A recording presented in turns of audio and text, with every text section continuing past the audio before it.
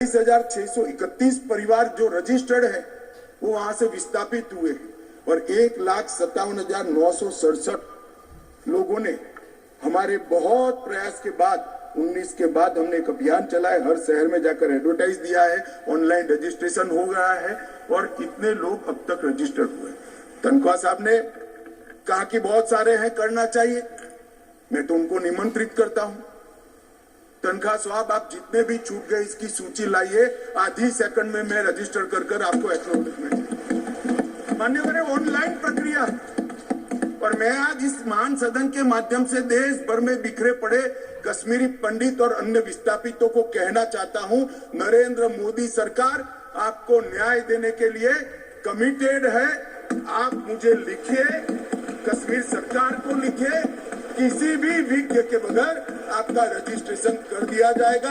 आप मतदार भी बनोगे, चुनाव भी लड़ पाओगे और जम्मू कश्मीर के अंदर आप मंत्री बनकर भी जा सकते हो। आपको पूरा मान्यवर, 3 युद्ध भी 1947 में और 48 में युद्ध हुआ।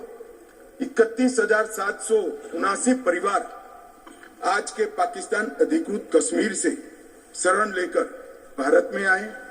इनमें से 26,319 परिवार तत्कालीन जम्मू कश्मीर राज्य में बसे और शेष 5,460 परिवार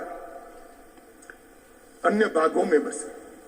दूसरा युद्ध हुआ 65 और 71 का और छम और नियाबत क्षेत्र से लगभग 10,065 परिवार विस्थापित हुए। 3500 परिवार 65 के युद्ध में हुए और इतने ही करीब 71 के युद्ध में हुए। अब तक 47, 65 और 71 के युद्धों में लगभग 41,844 परिवार विस्थापित हुए हैं। उनको भी भारत सरकार ने ढेर सारी चिंता करी है, मैं आगे बताता हूं। मगर ये बिल जो है मान्यवर, 3 सीटें, 2 जम्मू कश्मीर से विस्थापित परिवारों के लिए और 1 सीट पाक ऑक्यूपाई कश्मीर से विस्थापित आए हुए कश्मीरी भाइयों के लिए रिजर्व करने का काम नरेंद्र मोदी जी ने बहुत मन के साथ, चाव के साथ और संवेदना के साथ। मान्यवर, ये जो फैसला है उसी एक्ट का हिस्सा है जिस एक्ट को सब चैलेंज करते हैं। मैं उनको बताना चाहता, जब आप 5 अगस्त 2019 के बिल को चैलेंज करते हो, तब आप डिलिमिटेशन कमीशन एक्ट को भी चैलेंज करते हो। ये मत भूलो कि आप इनके रिजर्वेशन के खिलाफ बात करते हो। मान्यवर, डिलिमिटेशन कमीशन ने गंभीरता से विचार करने के बाद समुदायों का प्रतिनिधित्व नॉमिनेशन द्वारा कराने की सिफारिश की और मान्यवर, जम्मू कश्मीर प्रशासन ने, जो आज स्वाभाविक है राष्ट्रपति शासन है, उसने भी अपना अभिप्राय डिलिमिटेशन कमीशन को दिया था। भारत सरकार ने, गृह मंत्रालय ने भी दिया था कि इनके प्रति सिंपैथेटिक व्यू लेना चाहिए, इनका प्रतिनिधित्व होना चाहिए। जब वो अपनी जमीन में ही नहीं है तो असेंबली में कैसे चुनकर जा सकते हैं।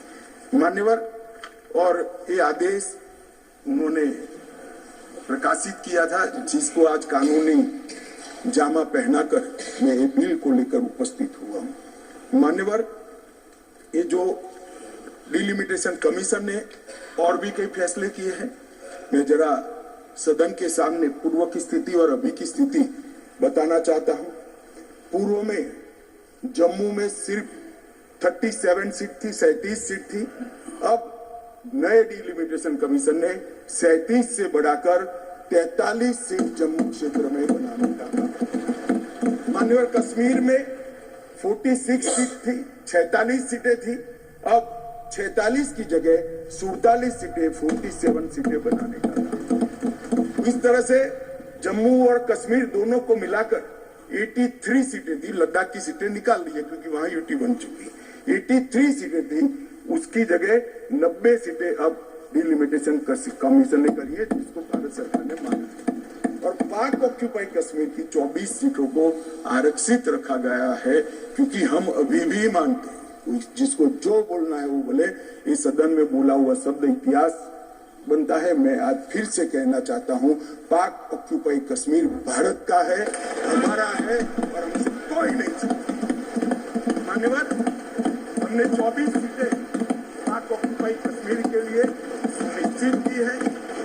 मान्यवर, अब तक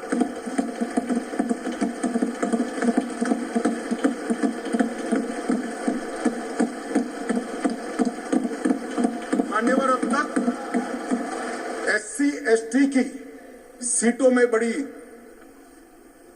विसंगतताएं भी थी और जो दिग्विजय की कहते थे संवेदनशील अप्रोच होना चाहिए, संवेदनशीलता होनी चाहिए।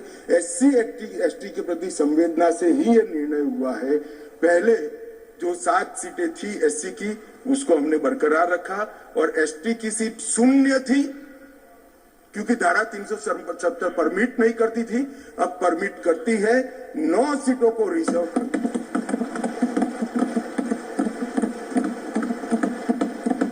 अरे जो कह रहे थे हमारे डॉक्टर साहब कि गुर्जर बकरवालों ने इस देश को बचाया है, मैं सदन में इस देश के गृह मंत्री के नाते कहना चाहता हूं, मान्यवर, कभी भी युद्ध हुआ, कभी भी आतंकवादियों ने पैंतरे रचे, मेरे गुर्जर बकरवाल भाइयों ने भारत के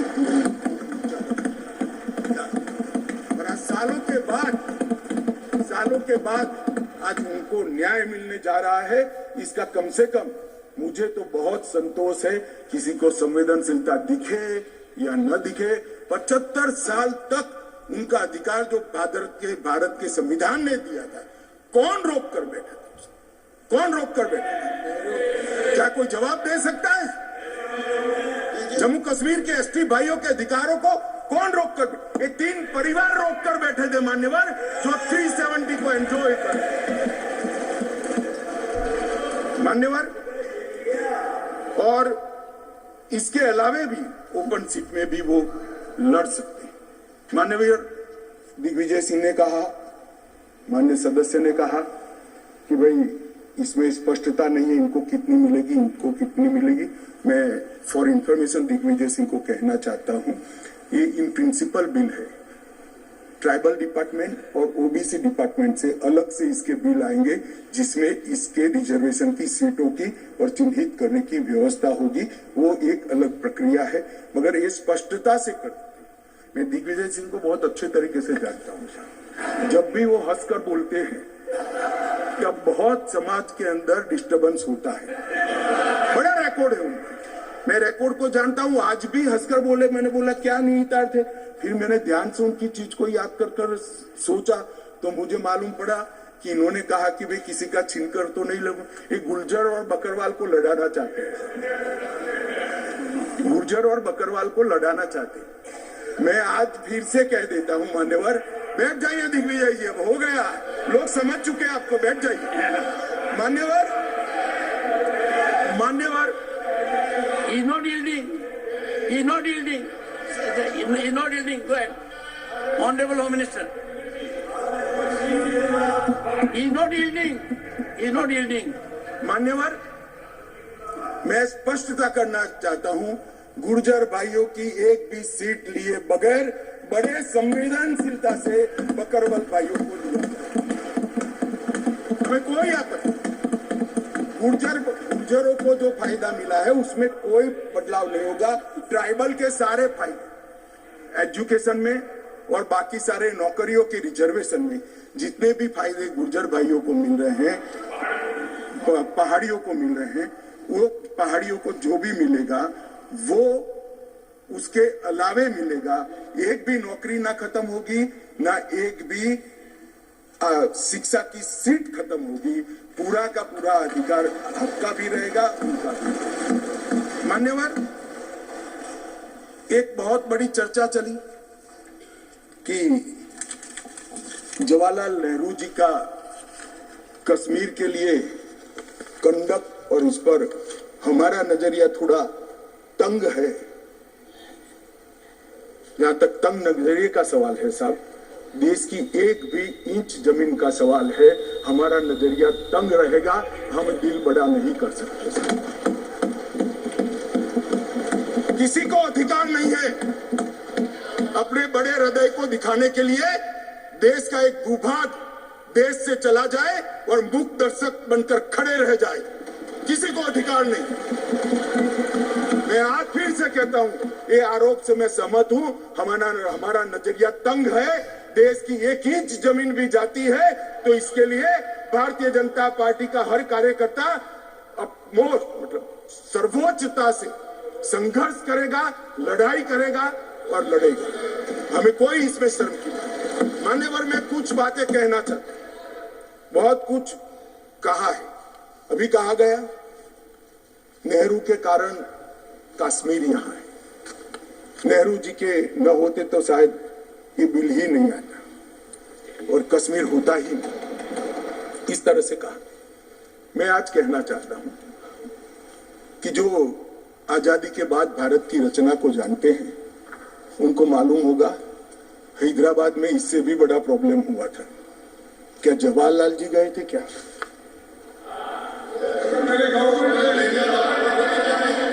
तो यहां गवर्नमेंट नहीं, यहां नेहरू। क्या कर रहे हो खड़गे जी? अभी भी वापस आओ।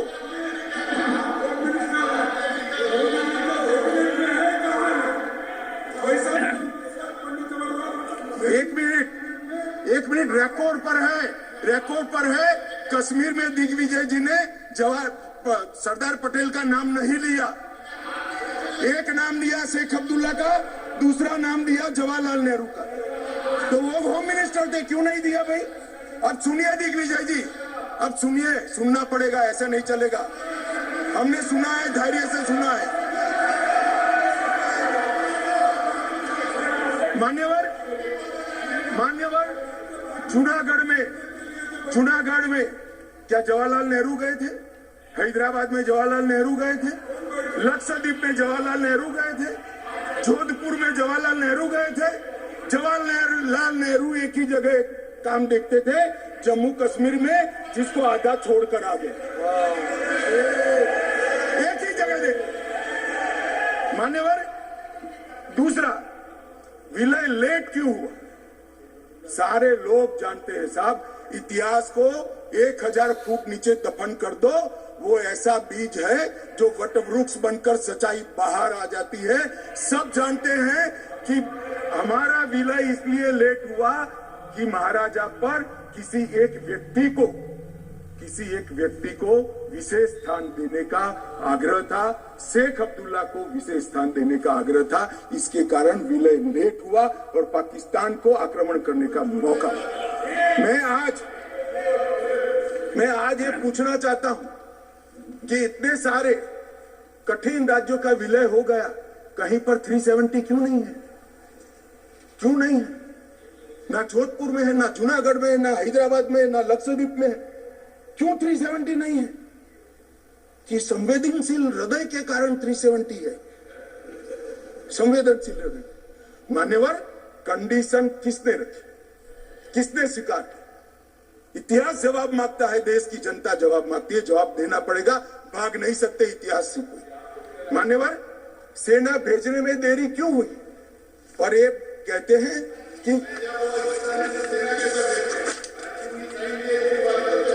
इसके बाद भी देरी हुई है।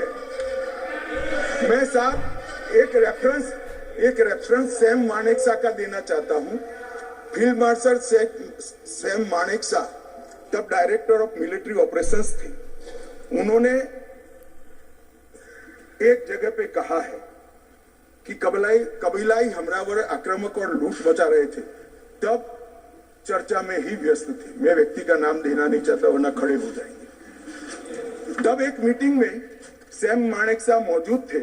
सरदार पटेल जी ने नेहरू जी को कहा, जवाहर आप कश्मीर चाहते हो या नहीं चाहते हो, देरी क्यों हो रही है? तब जाकर सेना भेजने का निर्णय हुआ।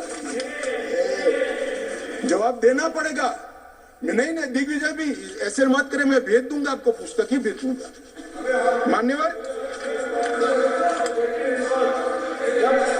Honorable Home Minister is not yielding. He is not yielding. Honorable Home Minister is not yielding. मान्यवर, एक बात सर्वविदित है, अगर असमय सीज फायर नहीं होता तो आज पाक ऑक्यूपाई कश्मीर नहीं होता। अब पत्रों का जिक्र करें, किसी अंग्रेज सेनापति ने देखा, मैं जरूर देखूंगा इसको, अगर लिखा है तो देखना चाहिए, परंतु अफसर कुछ भी कहे, देश का प्रधानमंत्री का देश की जमीन के लिए संवेदनशीलता होना चाहिए या नहीं होना चाहिए? इतना छोटा सवाल है। हमारी सेना जीत रही थी, वो भाग रहे थे, 2 दिन रुक जाते, पूरा पाक ऑक्युपाई कश्मीर तिरंगे के तले आ जाता। क्यों किया? दूसरा, क्यों मामले को यूएन में ले जाया गया? अब ये सारी चीजों को आप कहते हैं कि रेफरेंस लाइए, रेफरेंस लाइए। मान्यवर, मुझे मालूम था दिग्विजय सिंह करता हूं, बैठिए, मुझे मालूम था साहब ये खड़े हो जाएंगे, इसलिए मैं लेकर आया। मैं कोट अनकोट पढ़ता हूं। यूनाइटेड नेशन के अनुभव के बाद मैं इस निष्कर्ष पर पहुंचा हूं कि वहां से कुछ संतोषजनक नतीजों की उम्मीद नहीं की जा सकती। मुझे सीज फायर करना अच्छा फैसला लगा, लेकिन इस मसले को ठीक से हम नहीं निपट पाए, नहीं परख पाए। हम सीज फायर पर और विचार करके बाद में निर्णय करना चाहिए था। हालांकि ये सब भूतकाल की गलतियां हैं। ये जो कोट है किसी और का नहीं है, जवाहरलाल नेहरू का है। अब उनको तो मानोगे या नहीं मानोगे कि उन्होंने गलती की है, स्वीकार करी है। और साहब एक मिनट, सोर्स भी बता देता हूं, Nehru memorial museum and library, Jawaharlal Nehru connection, JNSG 143 part 1। और उस वक्त जब अरे भाई, स्वयं नेहरू कह रहे हैं मेरी गलती थी, क्यों इतना पकड़ कर रखा है पूंछ?